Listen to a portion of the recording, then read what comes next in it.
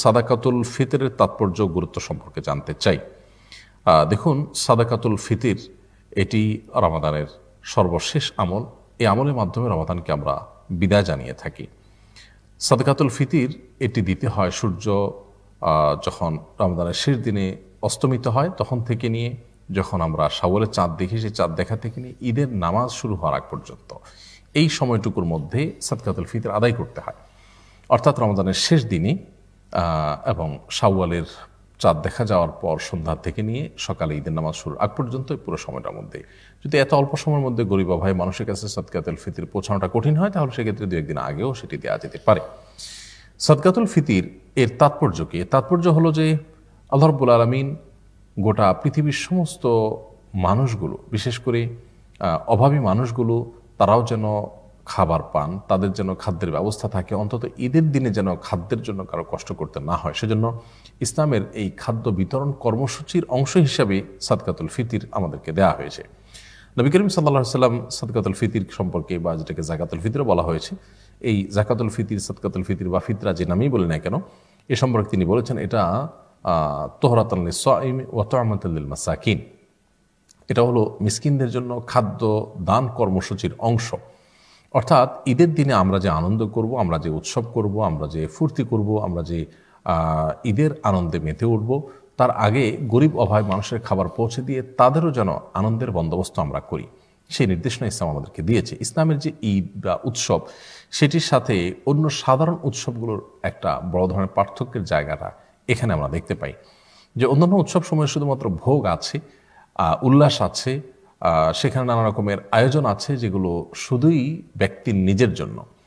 ইসলাম আমাদেরকে যে উৎসব দিয়েছে, সেখানে দুটি উৎসবের দুটিতেই আমরা দেখেছি যে গোশত কোরবানের সময় আর ফিতরা আপনার ঈদুল ফিতরের সময় আমরা গরিবের বাসায় পৌঁছে দিয়ে তারপর নিজেরা আনন্দ করছি, ঈদগাহে যাচ্ছি, ঈদের নামাজ পড়ছি। তার মানে শুধু ভোগ নয়, বরং ভোগের পাশাপাশি ত্যাগের মহিমা যেন উজ্জীবিত হয় মানুষ, সে শিক্ষা ঈদুল ফিতর এবং ঈদুল আজহা আমাদেরকে দেয়। এবং ঈদুল ফিতর উপলক্ষে যে ফিতর আমরা দিয়ে থাকি, সেখানে এই গুরুত্বপূর্ণ দিকটি রয়েছে। আরেকটি বিষয় হলো যে রমাদানে সিয়াম পালন করতে গিয়ে আমাদের ছোটোখাটো ভুল ভ্রান্তি হয়ে যায় আমাদের নিজের অজান্তেও। সেই ভুল ভ্রান্তিগুলো থেকে আমাদেরকে মুক্ত করবার জন্য এটা একটা আয়োজন। এই জন্য নবী সাল্লাল্লাহু আলাইহি ওয়াসাল্লাম এটাকে বলেছেন যে তোহরাতান লিস-সাইমি আনিল লাগবি ওয়ার রাফাস। রোজাদার ব্যক্তি রোজা রেখে যে সমস্ত অহেতুক অনর্থক কথা বা ভুল কাজ করে ফেলেন নিজের অজান্তে, বা ছোটোখাটো ভুল ভ্রান্তি হয়ে যায়, সেগুলো থেকে তাকে পরিচ্ছন্ন করবার জন্য, তার রোজাটাকে রিফাইন করবার জন্য, ফ্রেশ করবার জন্য এই আয়োজন দিলে সেটি হয়ে যায়। তো এই জন্য একদিকে নিজের রোজাকে পরিচ্ছন্ন করবার জন্য, দ্বিতীয়ত অভাবী মানুষদের খাদ্য দানের জন্য কিন্তু ফিতরার এই ব্যবস্থাপনা ইসলাম রেখেছে এবং এটি ওয়াজিব করেছে, আবশ্যক করেছে। সো এটি আমাদের প্রত্যেকেরই আদায় করা কর্তব্য। এবং যখন আমরা কেউ সমর্থবান হব, যাকাত দেওয়ার মতো সম্পদের মালিক হব, তখন নিজেদের তরফ থেকে বটে, নিজের পরিবারের সমস্ত সদস্য, এমনকি নাবালেগ ছোটো বাচ্চা থাকলে তারা, আমাদের অধীনস্থ যারা থাকে, আমাদের একান্নভুক্ত যারা, তাদের সবার তরফ থেকে পরিবারের কর্তা ব্যক্তির ফিতরা আদায় করা আবশ্যক। ফিতরা হিসাবে তারা গরিবদেরকে খাদ্য দিবেন। অনেক উলামার মতে খাদ্যের বিপরীতে যদি টাকা দেওয়া হয় খাদ্য কেনার জন্য, তাতেও ফিতরা আদায় হয়ে যাবে, যেটা আমাদের উলামা ইকরামের মত এবং আরও অনেক উলামাদের মত। যদিও আরব উলামা ইকরামের ক্ষেত্রে ভিন্ন মত পোষণ করেন এবং তারা মনে করেন যে ফিতরা হিসাবে শুধুমাত্র খাদ্যই দিতে হবে, যেহেতু হাদিসে খাদ্য এটা আলাদা করে স্পেসিফিকলি বলা আছে। তো নবী সাল্লাল্লাহু আলাইহি ওয়াসাল্লামের যুগে মূলত টাকা পয়সার লেনদেন, কারেন্সির লেনদেন এরকম হতো না আজকাল যেরকম হয়। তখন মানুষ খাদ্য বা আসবাবপত্র, বিমা আসবাবপত্রের লেনদেনটাই বেশি করত।